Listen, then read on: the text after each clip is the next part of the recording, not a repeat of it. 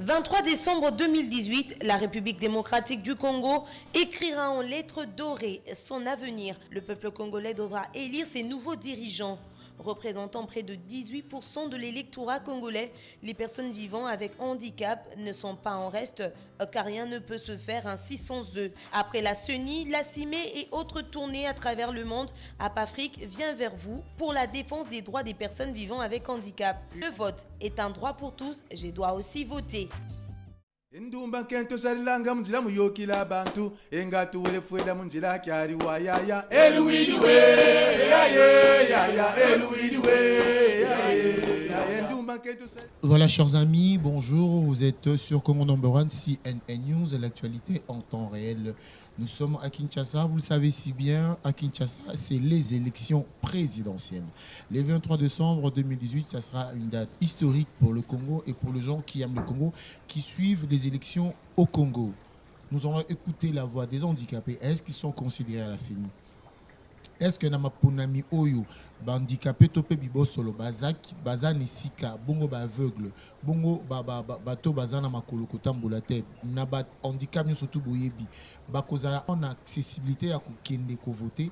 Alors pour ce faire, nous avons notre invité qui vient de la diaspora qui s'appelle Monsieur Baudouin oyo akoye bisabiso na association na ina campagne azobatre toyo kaye. Comment ça se passe ici? Monsieur Baudouin, bonjour. Bonjour Monsieur Andy. Rappelons que vous allez initiateur, il y a APAFRICA. APAFRICA. Alors, il y a biso avant tout kota na maso na biso APAFRICA tina nangoli et puis ça fait combien de temps que ça existe? APAFRICA ezali lingomba moko ngai na sala na France na Paris pour na yesalisa ba handicapé na Afrique. APAFRICA ezo existé depuis 18 ans. APAFRICA ezali na ba circuitsal na Afrique net na Cameroun, na Côte d'Ivoire pe na Afrique du Sud. Donc il y a sikoyo to ya na Congo comme ngamo na za mwana mboka po to chape lisusu circuitsal mususu awa. Mais APAFRICA abundelaka ba onyo setali personnes vivant avec handicap. Ndoko Baudouin yo fani na poto ba norme nyo surtout ils a réuni na poto kuna handicapé à se retrouver à casa bien. Olongo miko na poto oye awa. Et le koni ni poussé tu pouvais t'en foutre. Parce que vous avez bien. Mais pour Nanini, Uzuka Likanisi, Oya Awa, pour Narutala Bandeko Moussouazalaka, Likanisi on est utile. Likanisi Akoya, Awa, APAFRICA, Mezana Rosala, Bandakala, pour si tout ça, on peut déjà en Afrique du Sud, qui t'attend la Coupe du Monde 2010. La Coupe du Monde 2010, bisous au Kenya en Afrique du Sud, pas total. Le coup, les événements, mon nez, les Arosala en Afrique. Bisous au Kangamagi na FIFA, tout aussi FIFA, événement, où tout l'ingé peut handicapé, n'y on va participer. Ngai na vandi ko conseiller Blatter pendant 4 ans. Tout ça là qui na ye logo, tout ça la Coupe du Monde à Kitoko. Tant on a eu élection au Congo, élection présidentielle, en Afrique baza toujours na tendance à négliger personnes vivant avec handicap. Na binga moka pa Afrique na kende sur le terrain, na meka ko surveiller l'élection. Dans sens que est-ce que CENI a enrôlé ba handicapé malamu? Est-ce que CENI à prendre la problématique na bango nyonso ya handicapé baza mon côté handicapé baza belé différentes baza belé ba aveugle ba amputé de main ba manteau tout ça baza na carte de société c'est des citoyens de la République démocratique du Congo baza na droit na ba devoir comme les élections il faut ba exercer ba droit na bango na ba devoir na bango yango na APAFRICA kitaki awa et comment ki na CENI et sololi na ba konja CENI ba yebisi biso ke ba sala ki mo effort biso na APAFRICA to mona ki effort et salami mais eza o biso to linga ki pensate. Est-ce que na masolo bosolaki na bango, est-ce que tu au sentais quand même que bazaki na place bazaki na kati ya makanisi na bango ke ba handicapé pe ba s'enrôler ba handicapé pe bazala na accès ya ko kena mamponami selon analyse au sali na analyse on na sali na moni bazalaki na place mais problème eza expertise ezate bazwaki likanisi to sala nini mpona ba handicapé mais manque expertise basalika na bisalelika na bisala bongo ndenge bakoko salela mais bachaki parce que na kati ya commission asili ezana mutu ya soki par na question ya ba personne vulnérable et handicapé. Est-ce que les lotolo ba handicapé ba ko voter ba ko pona ba handicapé ba est-ce que ba ko voter? En tout cas ba handicapé ba ko voter mais ba ko voter na ndenge biso lingala kité et que un peu moins difficile ba handicapé tout ba voter on a nzolo ba ndenga bo solo mais ba o ndambu wana bazaki a rôler ba ko yaka ko voter puis to yokani na CENI ameka ko lokola na kisasa na yebit na Congo yebite que vote par procuration ezalaka te baza obligé d'utiliser l'article 58 de la loi électorale. Et ça, là, qui est dans 4 articles, le lobby, toute personne a un droit comme même, Moutunaye a confiance, il y a isoloir pour voter. Donc, il y a une base qui utiliser, parce que ce article est utilisé pour les handicapés, en tout cas, on a limité que les handicapés vraiment voter. Alors, tout le monde nous a campagne, stop. Candidat perdant, Bache Minduki, président élu à Tombol Maboko, candidat perdant à Kiti Mounouke. Évitons les violences après le résultat des urnes. La guerre est une grande usine de fabrication de personnes vivant avec handicap.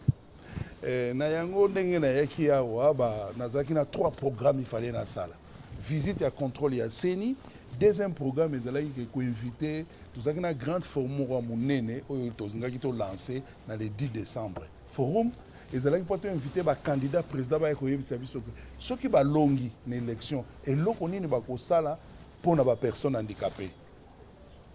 Mais malheureusement, une campagne za makasi ba yakité na forum wana na suka nango toko suka wana te biso to lancer ce campagne au savons que bazalaka toujours na tendance ce qui résulté bimi au mona wangani yango bitumba e bimi bitumba c'est bon pour na bango ba kobunda na bango mais suka bitumba bazalaka victime za ba handicapé biso ba handicapé to koma ke belé parce que bitumba nyonso e fabriquera ba handicapé yango wana ap Afrique zoki likanisi ya ko lancer campagne ko loba stop la violence après les résultats des urnes parce que la guerre c'est une grande usine de fabrication ya handicapés. Campagne autolanda lancé qui yango vendredi na ba konzi ya handicapés awa et les gars qui na fait copéa donc to lancer campagne qui durer 45 jours et bandaki les 15 et aussi là les 30 to lobby na ba candidat nyonso et à la présidentielle et à la candidat provincial et à la candidat député national ceux qui au poli ont dimi des fêtes na yo parce que bitumba oyo bobimisaka violence après résultat des urnes et bakisaka nombre ya ba handicapé ba koma ke belé to lobi ba o baza déjà na mokili ba handicapé to kutia wana Congo bazozo bango en charge te ceux qui bo bakisi susu ba mususu et kozala pasi mingi pona biso yango to lobi stop campagne stop et bandaki le 15 décembre et ça pendant 45 jours et aussi là le 30 janvier. Pendant 45 jours, l'action que vous allez béler pour te sensibiliser bino papa, maman au poli ndima de fête nayo pour que bimisa bitumba nayo handicapé bako bakisama. Liloba nazala ki nango yango wana. Chers amis, na likete bolandi maso na biso na bokebi mingi tala isika za ko beta milolo tala isika beti milolo alobi boye bino tango bosaki maponami esiko ya bango opesaki bango penza mingi ndenge bango balingaki te déjà on ambeba sika après maponami tango ponanga kosila bato bakolonga na bato bakolonga te bondima ke bokwei po soki boye na bitumba babo solo bazai déjà bokipaka bango malamu te bongo so bokesu na bitumba soki boboyi maponomi babo solo bakobakisama susu ebele yango balobi botika eloko leki tika ezate toza kobenga tolobi boye FCC Emmanuel Chadari, Martin Fayulu, Félix Tshisekedi, Gabriel Mokia, Ifoku, Matungulu, Boze Bele misusu na bakombo ta musu ekimangai. Boyoka. Bondima résultat pour ceux qui bobeti masasi, babo solo bakobakisama na asi ba coordonnées zali ba numéro de téléphone ezali a oyangai so bokozongai, oya papa bodo so bozoi, bobenga biso pona kokoba na mituna misusu oyo tuna miate na biyano oyo bozuite po boza na mituna epa na bino. Lo basuka papa bodo comme ça to kabona pona lelo. Ngai na sepeli mingi kokuta no na Kinshasa isalinga esengo mingi ya kosakana te na lobaki ke stop campagne oyo il fallait lata yo pe na nzoto parce que na yo na ndenge na yo na yebeli tant que grand journaliste na biso ya diaspora et puis ya République démocratique du Congo présentera biso valablement ezali lokola vraiment mwana oyo abotami pe amoni mbala moko tata na mama na ekomona na Kisasa yango na sengi yo merci na oyo nyonso osali mpona ngai eza esengo mingi bandikape baosepela mingi ya Kisasa. En tout cas, contribution na ngai yango yo moi lipa na ngai yango na ye nango Moi, Maïnanga yango na nango pour la campagne Oyo. Soient unis. J'appelle aussi aux amis de médias, aux amis de la presse de bien encourager et soutenir cette action. Je pense que c'est une action noble. Je vous remercie d'avoir suivi cet élément. Continuez et soyez toujours branchés. Ce Congo Number 1 CNN News, l'actualité en temps réel. Adi Londole, le célèbre journaliste, est beau comme un dieu depuis Kinshasa. Je vous dis merci. À très bientôt.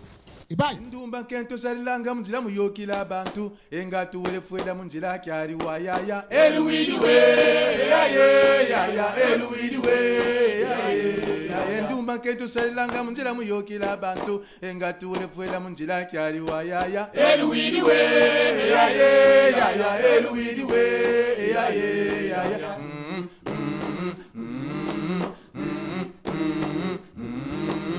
Eluidiwe, ya Eluidiwe, ya Eluidiwe, ya